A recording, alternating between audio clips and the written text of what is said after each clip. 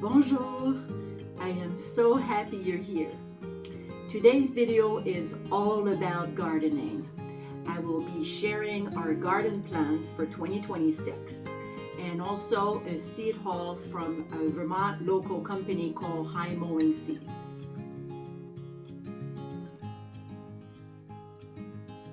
Our homestead is about 11 acres and we garden on almost two of those acres. So I have been gardening since 2011, so about 15 years now. And my love for it just keeps growing year after year. We have different gardens around our house. So in the front, we have a large perennial garden. This front garden is a cottage garden with lots and lots of perennial flowers, lilac bushes, rhododendrons, hydrangeas. So we planted a hedge of lilac on two sides, and we are hoping one day that they will grow big enough to make a full hedge. And behind the hedge, we have a few crabapple trees. When I designed this garden a few years ago, I had in mind a very formal English garden, but over the past couple years, I've been incorporating a little bit more natural elements like terracotta pots, which I can plant some annuals in every year and bring some colors throughout the season. Also, little whimsical things like little, statues, like rabbit statues, and I think I have a little goose. Also, some wooden trellis. So just bringing a little bit more of those natural elements in the garden to make it more cottagey and less formal. So this summer, I am planning to really fill all the bare spots. We have, I know everybody said their weeds are the worst, but I think we have the worst weeds. Every time there's just a patch of bare soil, they just grow so fast. Especially in the past few years, we had floods and we have lots and lots of rain. Everything grew like crazy. So I'm planning to plant a lot more perennials. If you watch, I think, 2 videos ago, I planted in milk jugs. I winter sowed a lot of delphiniums and foxgloves, so I am planning to plant a bunch of those and just really make sure that there's no bare soil anywhere. So that will be exciting. I'm also planning to bring more of those natural and whimsical elements to the garden. So I will bring you along as I work on the front garden. It's just a beautiful garden that brings me a lot of joy. Also, maybe to enter the garden, getting a wrought iron arch. I think it is nice in a garden to have an arch, just an invitation to come in and enjoy the garden. We already have a few black iron, wrought iron furniture. And 2 fountains.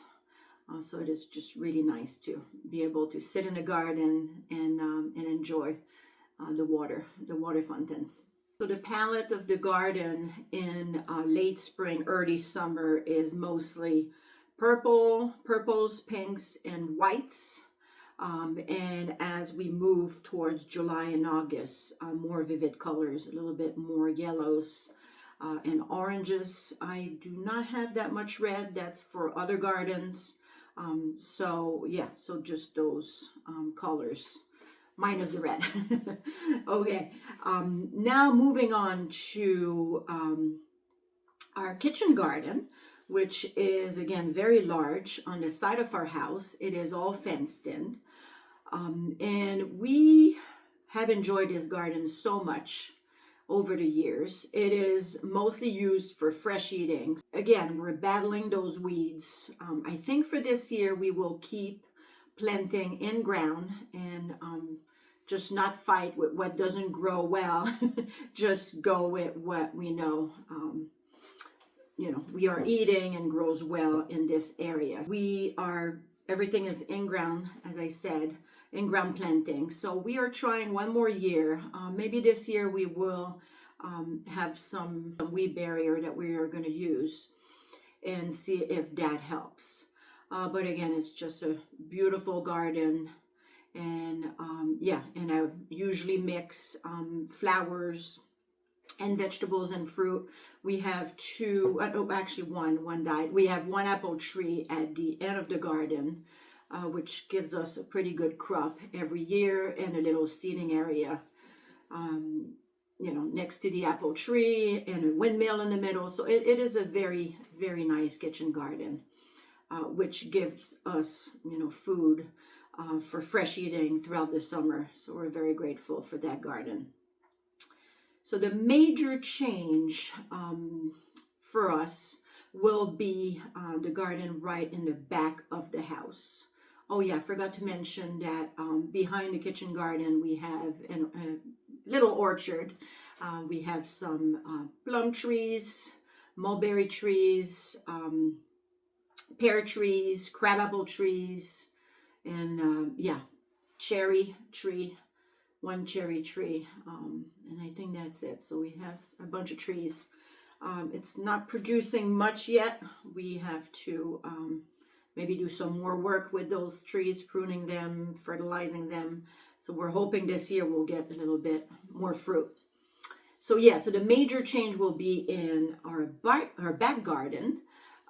So this is a photo from a few years ago. So we just tilled the grass and made this garden. Yeah, the first year we just realized that, yeah, the weeds.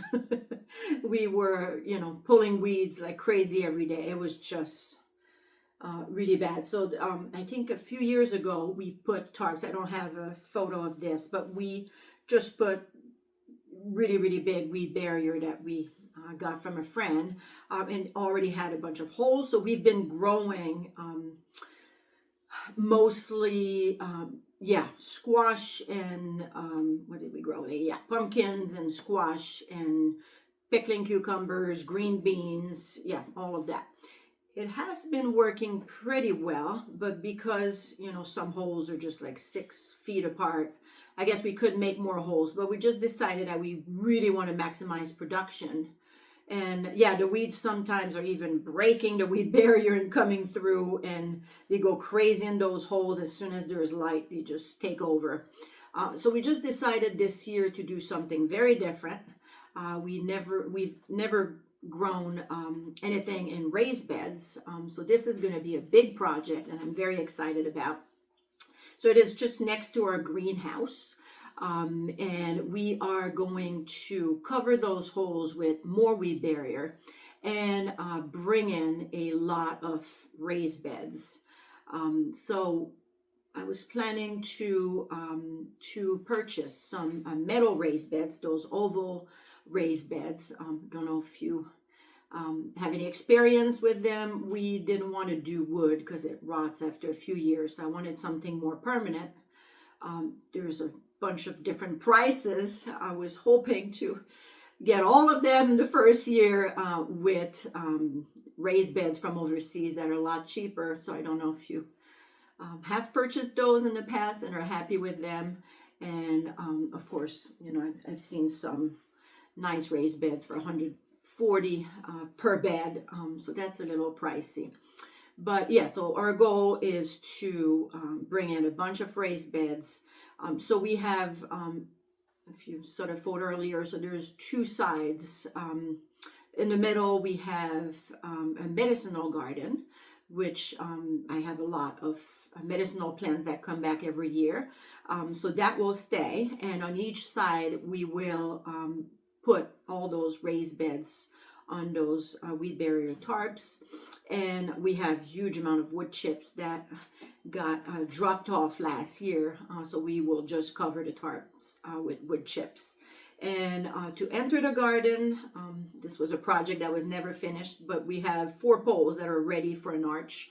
So I was hoping to plant something that will climb up the arch, and also make a little fence out of sunflowers. Maybe not a fence, but a hedge out of sunflowers to enter the garden.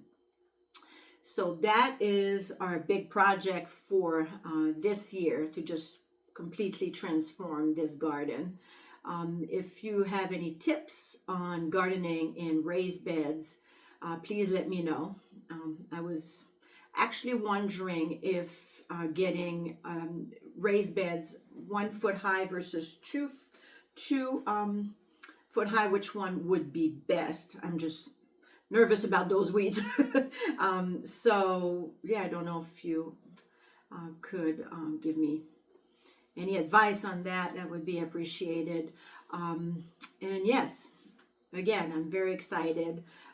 This is our soap room where I make all, of course, the sheep milk soaps and all the products. But on this side right here, we have a big rack, which usually my soaps are curing, but we are waiting for sheep milk right now. Yeah, for lambing season.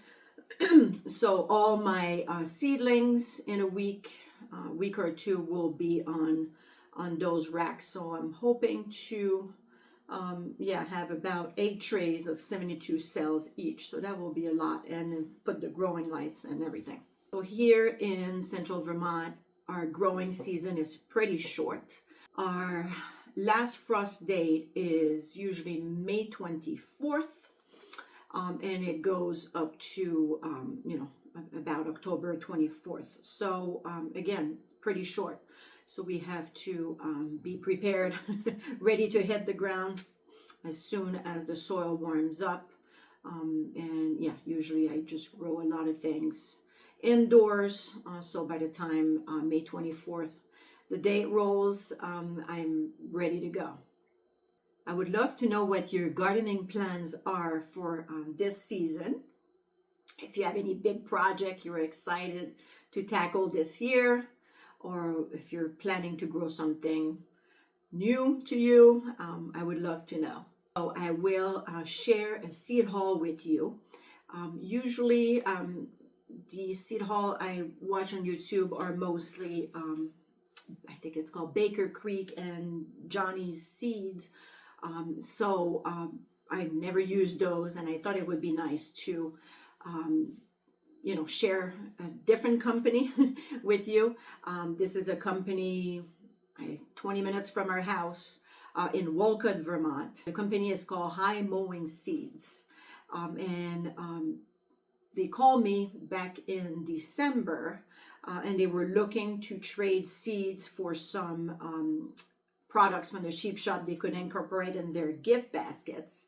And I've been buying High Mowing Seeds forever. So I have an amazing haul this year that I'm excited about, and I hope you'll enjoy seeing this Vermont company, seed company.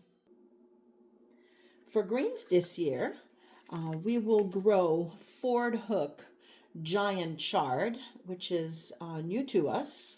It grows up to 18 inches. Also Renegade spinach, Red Giant mustard, and Dazzling blue kale. I usually make some chips, kale chips. I also dry a bunch of greens and to make a green powder for smoothies during the winter. Please let me know if you preserve any greens for the colder months. I would love some ideas. Next we have Blizzard snow peas. This grows very well where we are. This spring I'll try to freeze some for the colder months. Next we have something that I never grew before.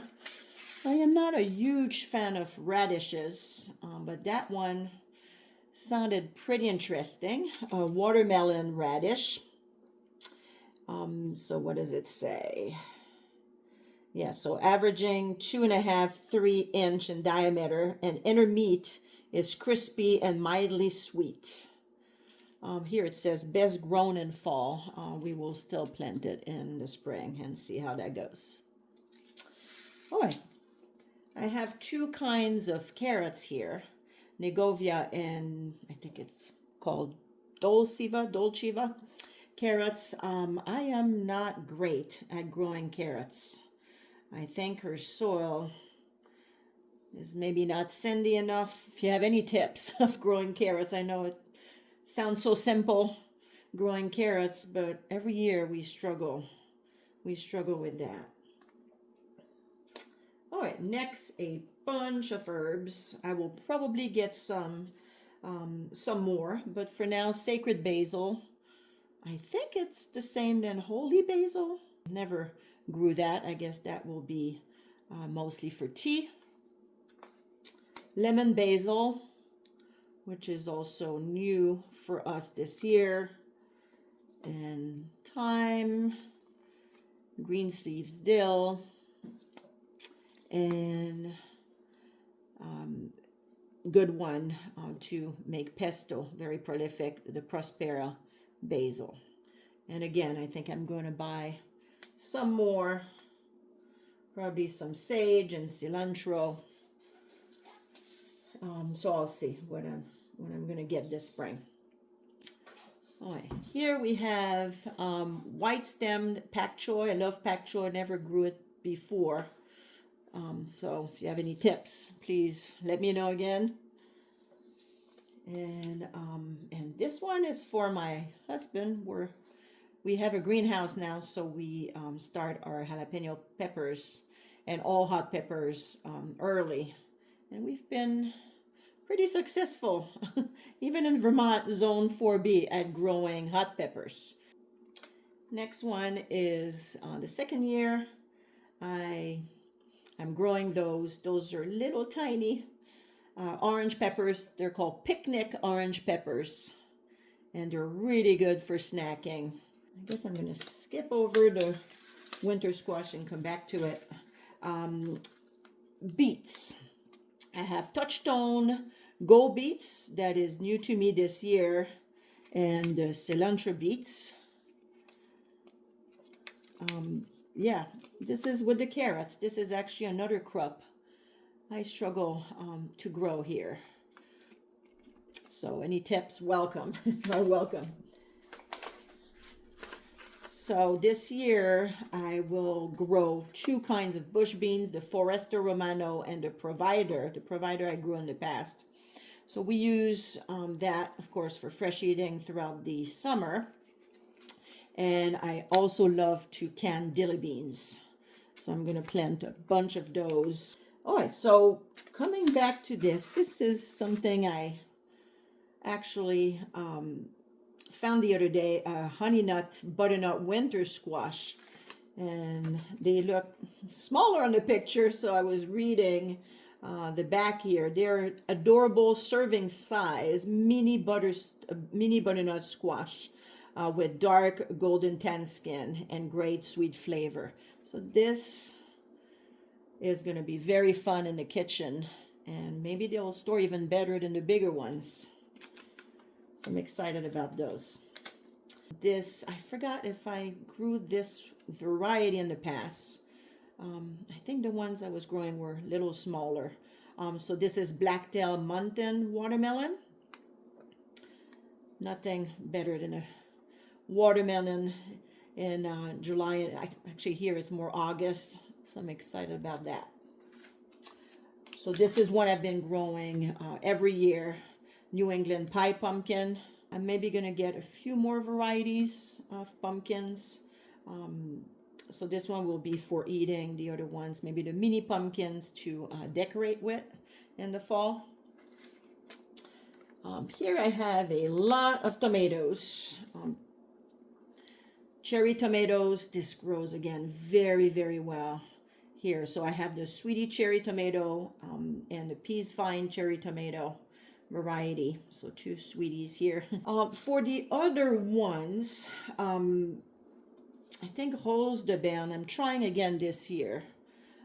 But I struggle with bigger tomatoes. It's very, very wet here.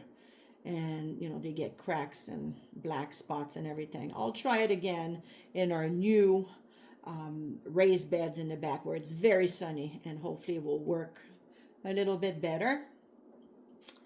and Rutgers tomato, Mountain Princess, and this very good, the San Marzano, of course, paste tomato. Very good for canning, which I'm going to try to can a lot more this year. One other thing that I love to can is pickles. So I'm going to try the double yield pickling cucumbers this year.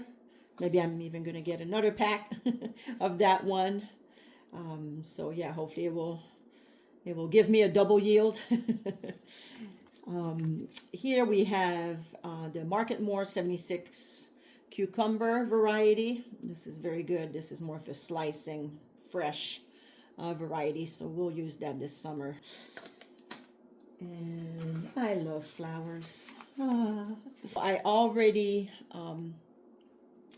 planted a bunch of perennials, perennial flowers in jugs. If you watch my last video, I planted delphiniums, foxgloves, what did I plant?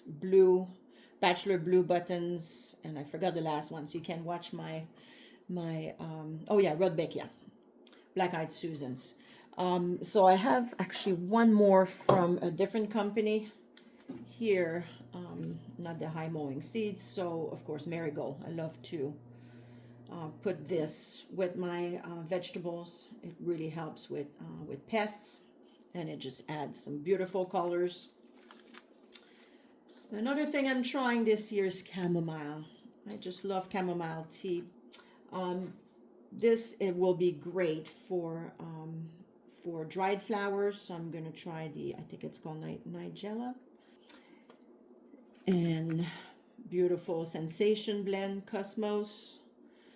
And what I love in the garden, in our perennial beds, and also with our vegetables in our row garden and in our kitchen garden, is to grow a lot of zinnias. So here we have County Fair blend zinnias, and I have 2 packets of yellow zinnias. So mammoth sunflowers, look like 2 different varieties, and they grow up to, here they say 7 to 12 feet. So that will be beautiful in the fall. So I'm excited about that. So a few things I'm going to buy from our local, oh, we have my cat, Truffle. So yeah, a few things I'm probably going to buy at our local farm stand will be maybe broccoli, Brussels sprout, and especially cabbage. I don't like growing them from seeds myself, and I like supporting our local farmers. And I think that's it. So I'm very excited about this gardening season. I would love to know what zone you are gardening in and what you're planning to grow. Any tips are welcome. I just love chatting with other gardeners and learning from each other. So yeah, I look forward to hearing from you.